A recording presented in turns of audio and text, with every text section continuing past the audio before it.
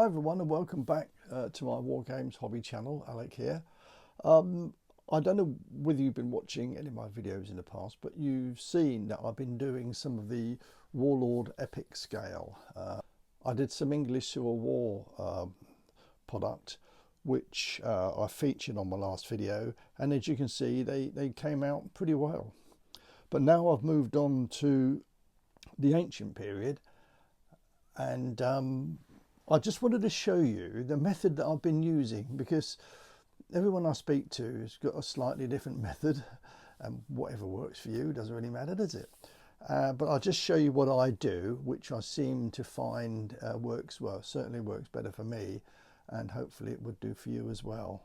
Although, as I say, it's just my opinion. Now, as you know, the sprues, here's the Roman sprue. I just ordered these the other day. I got 2 sprues of Romans, and that's how they come. The very first thing I do is, there we are, is I undercoat them in white. I know people vary as to what they want to put as undercoat. Because I use contrast paints and Army Painter speed paints, they have to be a light coloured undercoat, ideally white or a light grey maybe. But since these are very small scale, I like to keep them as bright as possible.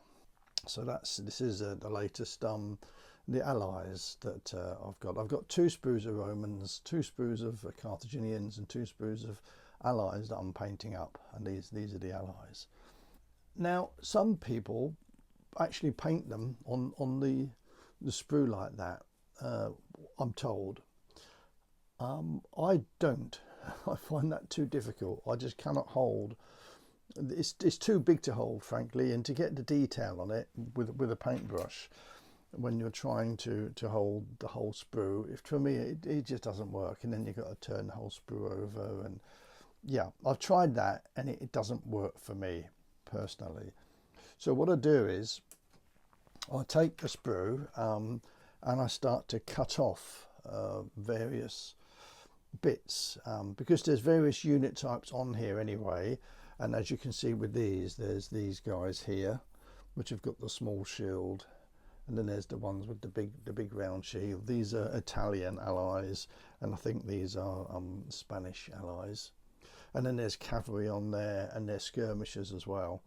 So what I do is I take them off, and right, so here's the this is the unit I've been breaking down. Now what I do is, this is a full sprue that I haven't started yet, but what I'll do is using a pair of pliers, I cut off, for example, here we are, the bowmen. I'll take those off first. Just take those off there. I'll only do this quickly so you get the idea. There you go. So they will now go with the other bowmen, and I'll go through taking these off bit by bit, each break the sprue up, so that I'm left with unit types. So we've got, there we are, we've got 4 already with the large round shield, and we've got some more to come off this one. So we've got 3 coming off there. So you can see that I'm left with unit types to paint. For example, the next paint job I'll probably do will be these cavalry. I've got 10 here. I've got some more to come off the sprue, so I'll have enough to do 3 bases of heavy cavalry or cavalry. And I've got the bowmen, which of course I've just taken another one off there, so that'll do 2 bases of bowmen, and so on. So I'll break all the units down. I do find that breaking them down to units much easier for me to deal with. I tend to paint, you know, like all the cavalry will be the next unit that I paint, and then maybe the skirmishers and whatever I decide upon. The slingers are quite straightforward, so maybe I'll do those first. So, and what I do then is, for the infantry, I do stick one of the lines of troops onto a base, like I've done with those 2. I've only just placed them in there, I've not glued them in yet. So they'll go on, and when they're glued on there, I can hold on to the base to paint them. But I do leave the other infantry that are not on the bases, so I can paint them up, and then when they're finished, I placed them behind this unit here, so they will eventually go in there.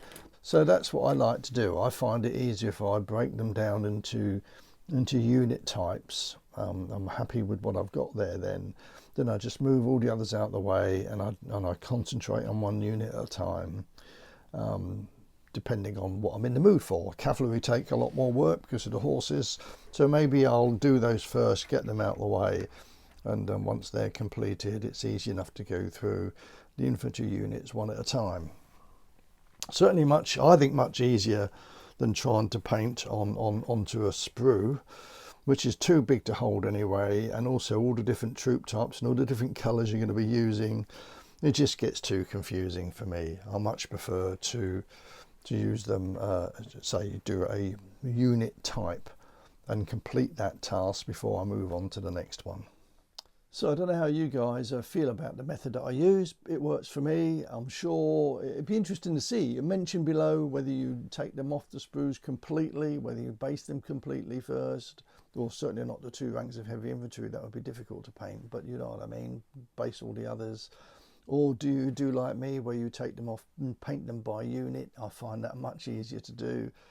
I also have used the sheets from the internet. I've downloaded the paint job that Warlord Games have used, and I've stuck sort of close-ish to that. I'm not exactly the same. I do like to vary it a little bit, and no one really knows, you know, exactly what these forces did where. I mean, there's pretty good guidelines out there as to what is expected they wore.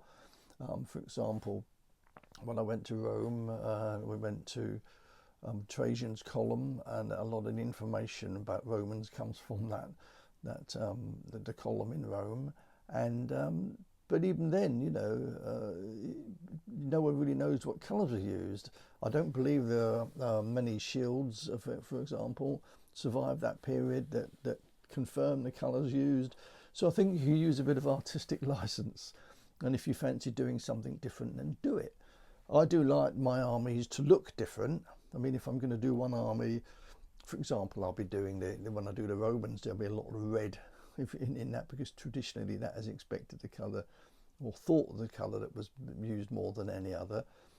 So yeah, they'll have red shields, and they'll probably have red clothes as well, and so they'll look pretty red. So I'm trying to stick to something different, which is what I've done the Carthaginian heavy infantry in white, because that seems to be generally, from what I understand of it, a lot of them were dressed in either white or undyed linen colour, and if that works, then it looks good. The warriors were a little bit more mixed in their dress sense. These for example, these Scuturi, I believe they had dark cloaks, I think mainly blacks and greys. I've put some, mainly dark blues and blacks from what I understand of it, but again, I don't think anyone really knows. So I've stuck to darkish colours, but I've added there some greens as well. So, and then around the other way, again, the shields are varied as to what the colours that are on there, and they were quite varied as well. So you've got a bit of a license there to do whatever you like. So I hope you find that interesting, what I'm doing. It's a pretty slow job for me at the moment, because I've got quite a lot of other commitments currently, and I just can't paint anywhere near as much as I would like to. But you know, the Carthaginians I've painted there, which aren't quite finished, I've got to finish the bases. They've taken them about 3 weeks to do, which is pretty slow.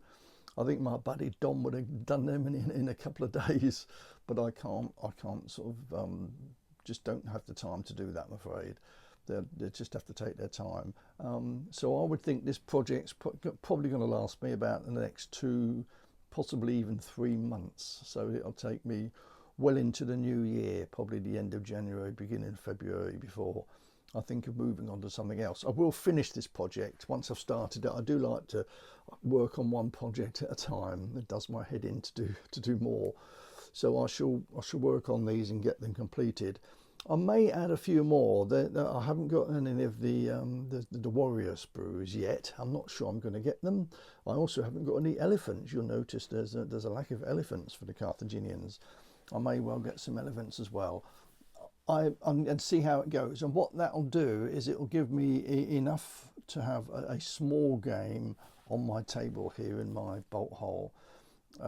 If I want to sort of, just to do a little game to learn the rules. And I don't think I'll be using these in a much bigger scale than that. I've got no intention at the moment of buying, a huge army, because I have got, you've probably seen, quite a large army in 28mm of early Imperial Romans and Dacians.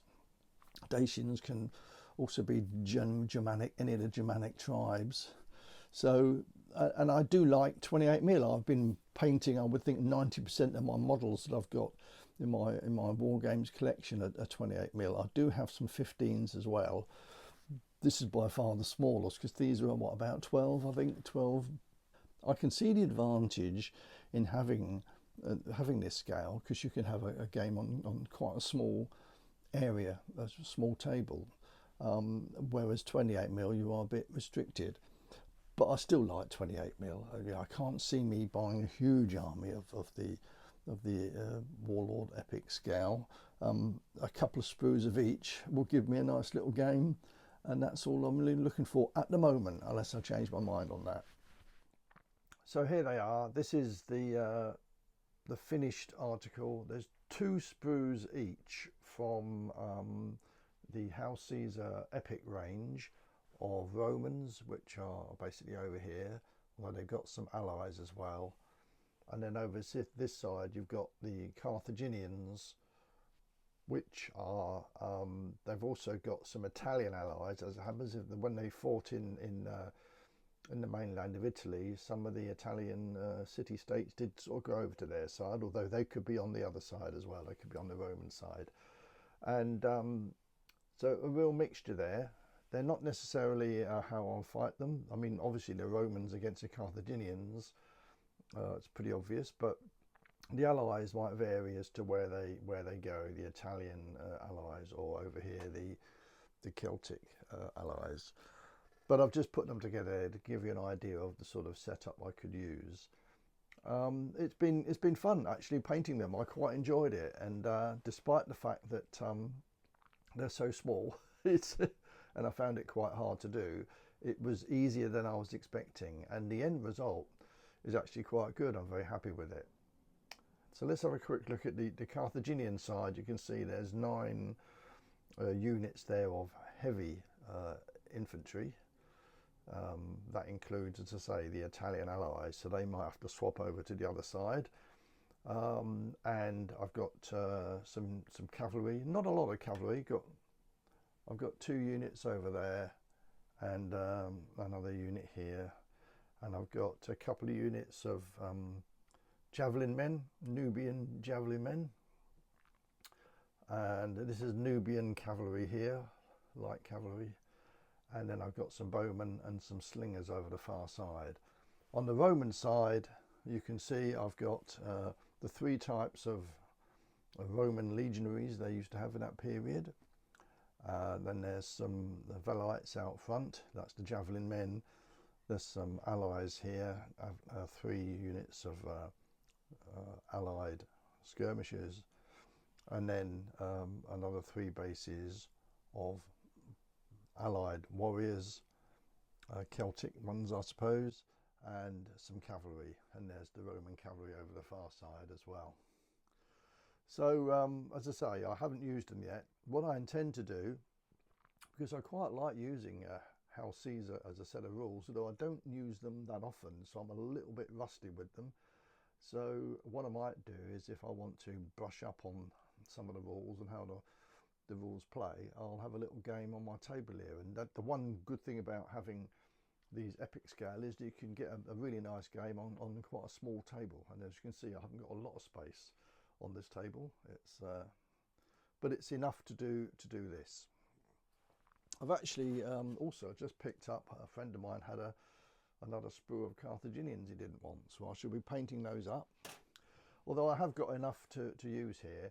The only thing I haven't got is I haven't got any elephants for the Carthaginians, so I might well have to get a sprue of elephants. But otherwise, to be honest, it's enough for what I want to do on my table here. Now I don't have the smaller book of Hail Caesar for the epic scale, but I imagine they don't vary much to the main book, which I have got. And I'm not even sure what size the units are, but I'm going to use them. You know, this would be a single unit. I think in the epic scale rules, although I haven't seen them, I believe that counts as one unit, and you maybe have 2 or 3 of those to make up a division. Well, I'm not going to do that. I'm going to count each one of these as a unit separately. So that would be, for example, a division with maybe some skirmishers. And that would be a division, for example. And that's how I'm going to play it. I think the one advantage, or the good thing about Hail Caesar rules, is you're not strictly stuck to doing a certain number of figures per base. To the rules, you can do whatever you like, really. And that's what I'm going to do. I've got no intention of using multiple bases for units that make up a division. I'm just going to use one base as a unit, and it'll be, usually I would think 3 bases would make up a division, along with a couple of units and maybe skirmishers. So there we go. They finally finished. They look good. They're not, if you look too closely, they're not that well painted, but they're good enough for me. I've done a reasonable job, and I'm an average painter, and they've come out good enough for me. If you don't look too closely, they look really, really nice. If you look too closely, you'll see that they're not that brilliant, but there we go. I'm not going to zoom in any closer than I am now. There's no need. I just thought I'd show you those because they have been a long time coming, and that's purely because I hadn't needed them for anything urgently, and other priorities have taken over, and they kept getting put back. I had a bit of a spurt around December where I got about half of them done, and then there was a long gap before I finished them off. In fact, I did all the Carthaginians first, and then the Allied sprues, because I had 2 sprues each of, I don't know if I've mentioned this before, but 2 sprues each of Allies and Carthaginians and Romans, and that's what this consists of. I'll do the other sprue of Carthaginians at some point. I will get some elephants. Whether I add any more after that, I don't think I will. I think I've got enough here to do what I want to do. I shan't be doing a big army of these. No one at the club has actually got into them yet. Well, not as far as I know, unless they're still painting them. So I won't be rushing out to buy any more. But I must admit, they do look the business. I'm very pleased with how they've turned out. And I'll have a little game maybe one day and record that and see how they work out. So that's it for me. Just thought I'd let you have a look at those, and yeah, and I'll see you again soon, guys. Enjoy your wargaming, keep well, and see you on the next one.